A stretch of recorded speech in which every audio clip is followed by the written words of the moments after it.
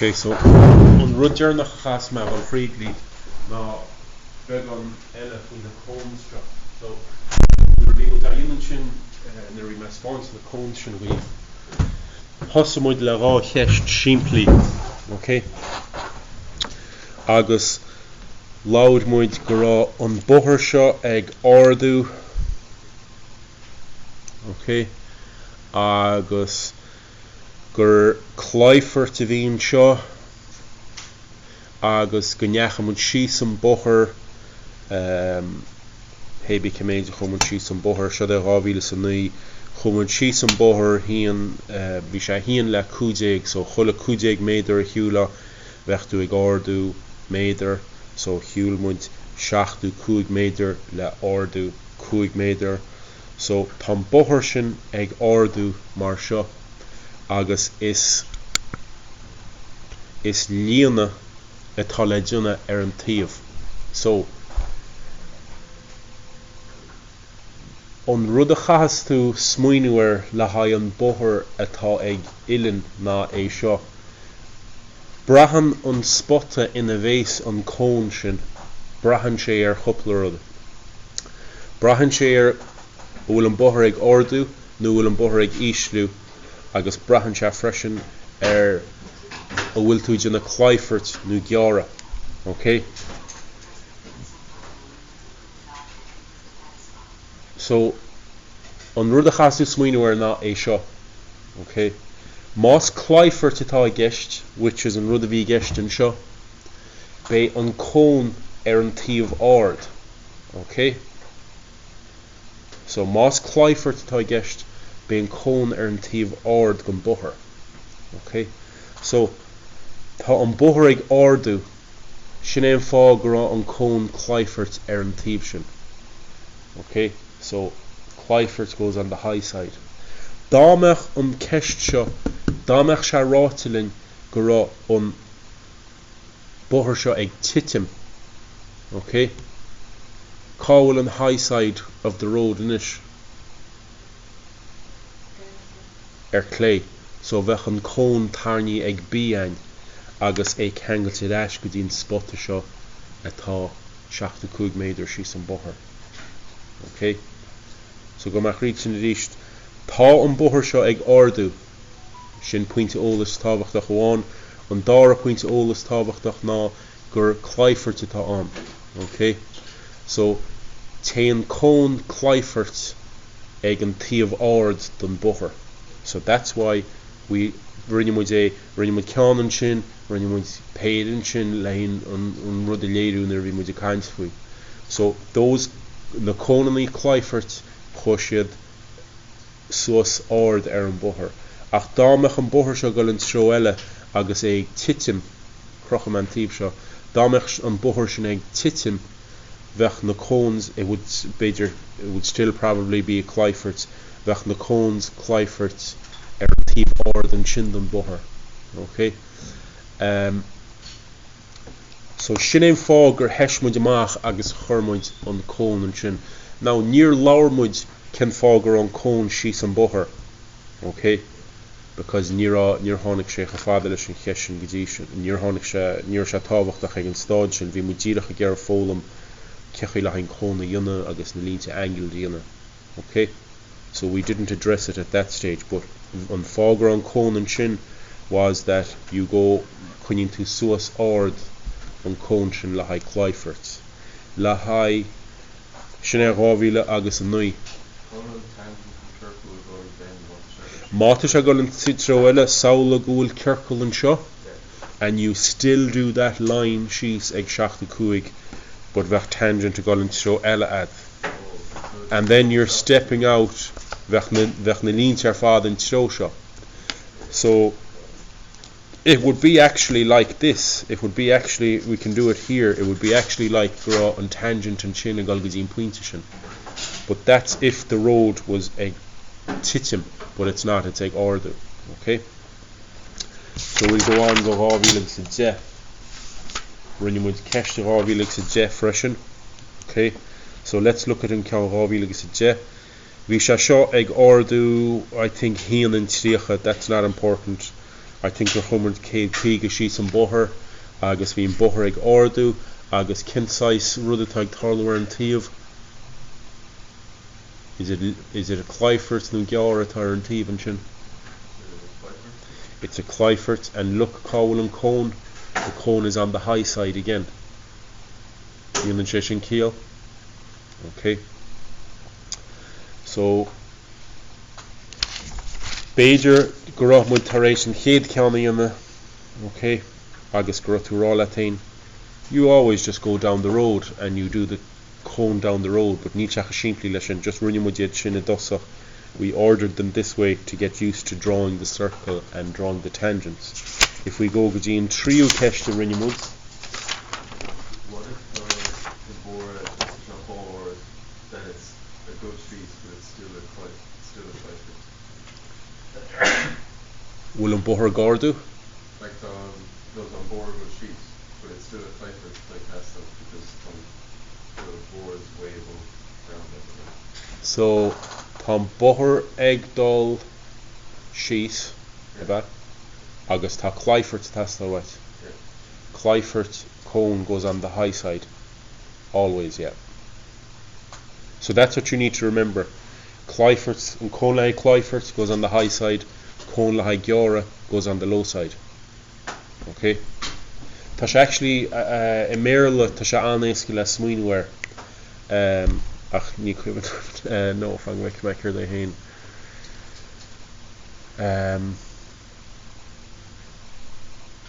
Oh yeah, Deran siad cut at the foot, fill on the hill. Sinead, scríb sí sé sin. So kind of it rhymes, so beidir go smaoineamh, even though I couldn't think of it there. But it's cut at the foot, fill at the hill. So if we má thugann muid an béarla sin, this was fill, the cone was up the hill. Does that make more sense beidir an méarla? This was fill, the cut was on, the cone was on the hill. Okay. Let's look at an tríú ceanna rinne muid. Okay, tiltal man tíbsha go bheith muide. So, an táimseo bhí an bothair ag titim féach tá sé 7 sin agus tá sé 65 sin. Okay, agus céir atá le dún ar an taobh.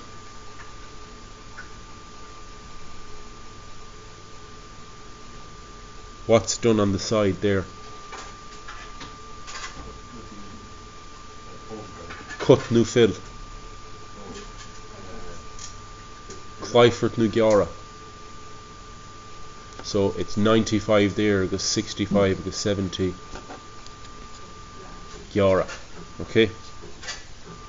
So smaoine ar an rial sin, be Clyfert ag an ceann ord, be an gearra ag an ceann íseal. So is gearra a bhín seo, agus bhí an bothair ag titim. So tá an cone sin ag an deide. So it looks like those three questions go sé díreach mar chéile. We just went down the road and drew the cone. We went down the road, drew the cone. We went down the road and drew the cone. But it just happens in Slikinshin. We just chose to do those three to get used to the tangent idea and the circle idea. But it's not as simple as that. This one is a falling road, Tá bothair ag titim, and it's a cut. So that's why go raibh an ceann an cut cone ag an íochtar. Okay? So you couldn't do an cut cone huas an sin. It has to be ag an íochtar. Okay? So beitú dionne an cut cone ag the lowest point, beitú dionne an fill cone at the highest point. Okay? So let's transfer that go dín cheist seo. Okay. So let's see in cheist seo. Tá C go dtí D ag titim ráta hían le fiche. So nuair a hiúlantas a fiche méadar, tá bothair ag titim méadar. So chun go diteo an bothair 5 méadar, you have to walk 100. Okay, so céir de bhí sé ag C, tá sé 60 ag C. So céir de tá sé ag D, má tá sé titim 5 méadar, tá sé 55 nach ha. Okay. Oops. So let's look at Tív an Bóthar an seo. Céir de tá tarlú. Tá an Bóthar ag titim, okay? Agus céir de tá tarlú an seo. Tá cut le dine, tá gearra le dine an seo ar chéad fís an nachhfuil. Bhecinn si bhéh sin. So tá sé 60 sin ach tá na cóiríonnta ag 8. So an chéad físin seo is gearra tá an, agus an dára písín sin is clayfirte tá an. So feice muide an rá chón agus feice muide rial na chón sin ag tíochtasteach an seo. So déile le muid leis an gearra I dosach, okay? So an gearra I dosach tá an Bóthar ag 60, tá sé titim go dtí 55. So an cón le hain gearra bé sé ag an puinte íseal, so cut at the foot. So tá muid gal cut cónaíon an seo ag 55, okay? So let's see can size bhés ag an cut cón. Tá muid titim 5 méadar, so bé muid dúna circle 10 hís an sin, okay? Bé muid dúna circle 10 hís an sin. So dúna muid circle 10 hís an sin.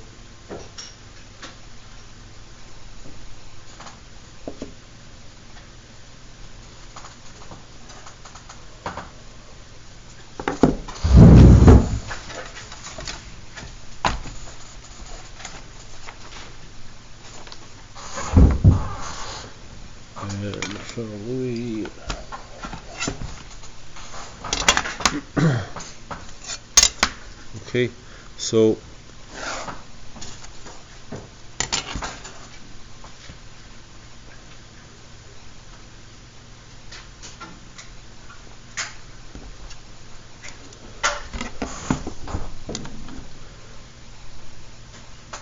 bé muid marca amach.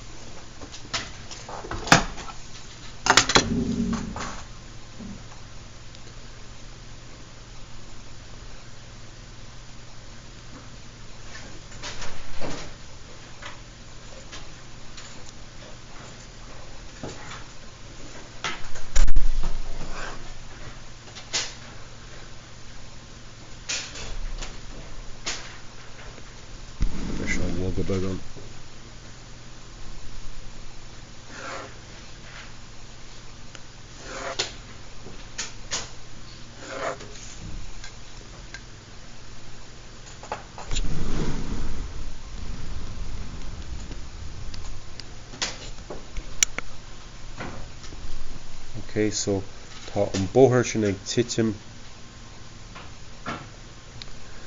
agus is gearra atá muid dúna san section seo, so rinne muid cón an gearra ag an puinte íseal. Okay, thug sé sin na línte sin chuin ag 10 amach.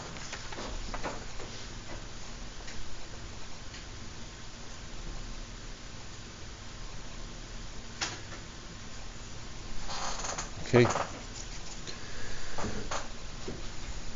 so an chéad ceann sin atá ceangailte an Bóthar bé sé ag 60.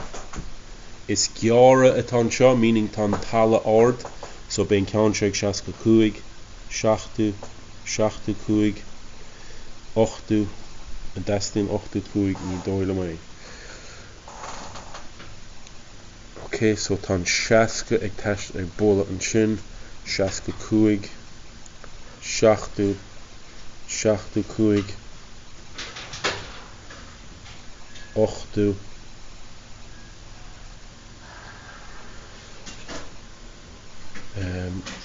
seachta cúig an sin.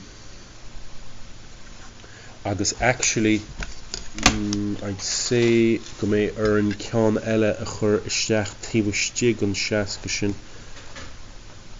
So chur mé ceann eile just in case tá mé cheappa go dastal sé ní mé 100% cínte. So this would be cúig. So let's see cúig there. Just that'll tell us exactly cannot a crossing Sean Bóthar.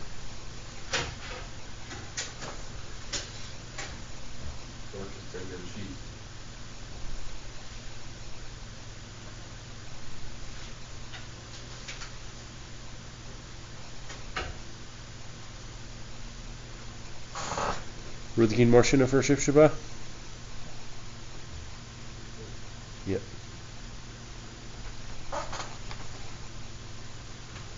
Now we could probably Jtach we probably curvy in the ocean like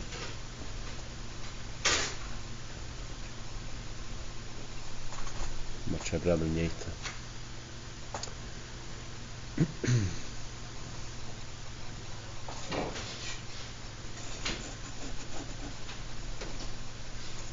Okay, so Shina an piece of gyara jumtang. Now let's go back to Jim Buher. Tan Buher shaig titim, okay? Shodan tiv ord, Shinan tiv ishil. That's why Rinimujin Kon gyara egin tiv ishil. So an piece of shalho ta Cliffort's legend because tan talish on is ishle. So an tiv shin ta Cliffort legend agus jinan mud Cliffort ag an puintis airde don Buher. So tamuid chun Kon Cliffort chur an seo ag si. So let's see Kerdan Ashlahain Cliffort Shach Kuig. So Kermud Shach Kuig ed our compass.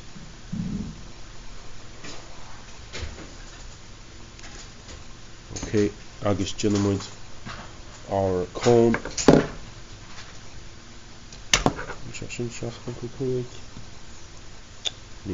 sorry, session row war when you share.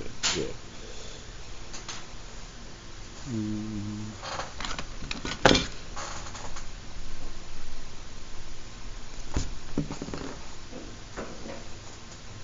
So ta on Kon lahai ne Corianta Cliffort ag dolan Shrosha. Martan Kon Cliffort curha ag an spot ord. Curmudin Kon Giorha ag an spot isha. So mas muinin se ver an berle ta se nifeska cut at the foot, fill on the hill. So couldn't se an ulwin gowill kenartit on the cones legina. So teshamud shach punkakui ganish.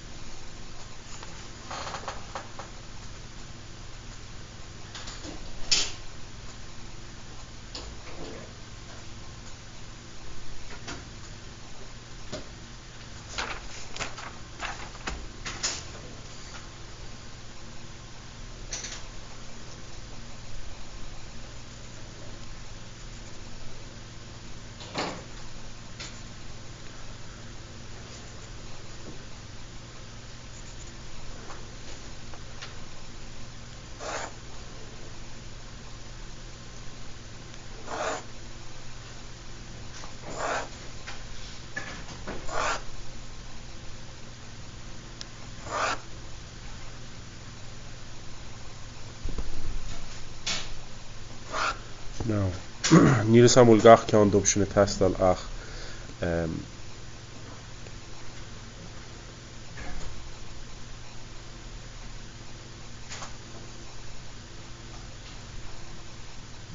okay. So nish tá muid ceangailte go dtí an spotta sean seo ag chuige cuaig, okay?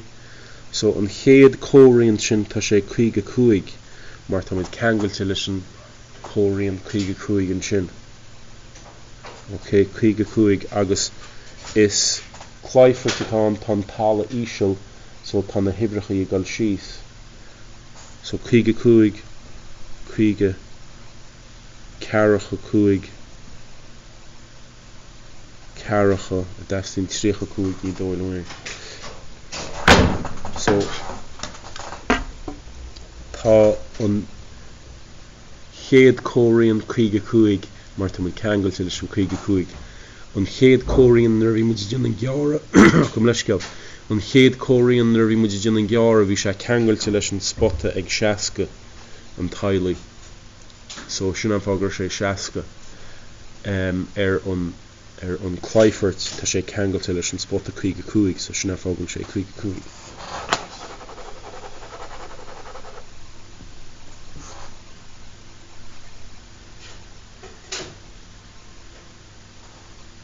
So chuige cúig an seo,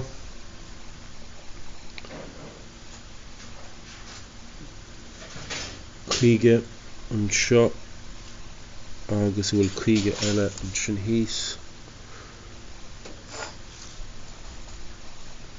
cearcha cúig an seo, tá cearcha cúig,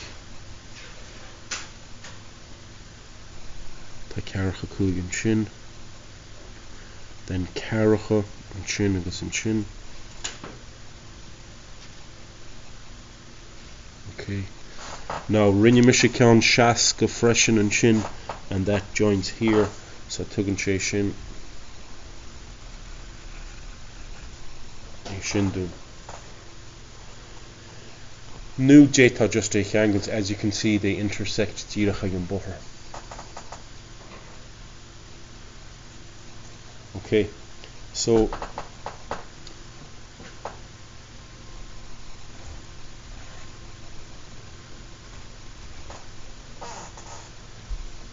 an rud le tógáil seo má go mbeidh an cón le haghaidh gearra ag an puinte íseal den bother, agus go mbeidh an cón le haghaidh an chleifort ag an taobh ard den bother.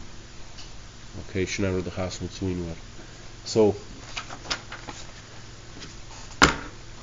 bhain mit stíl mar sin as chopla ceistile inis le tuiscint níos ár na cón sin. Mar go dtí seo, all we did was just go down the road, draw the cone. Rud a bhí ceart, but we didn't go in detail isteach a céir atá tarlú. So the reason going an cut cone sin hís an seo is because go an bother ag titim, the cut cone is at the bottom. So it's not always the fact that you just go down the road, draw the cone. It's more detailed than that. So igúnaí gearra ben cónig an íochtar Clyforts ben cónig an bar.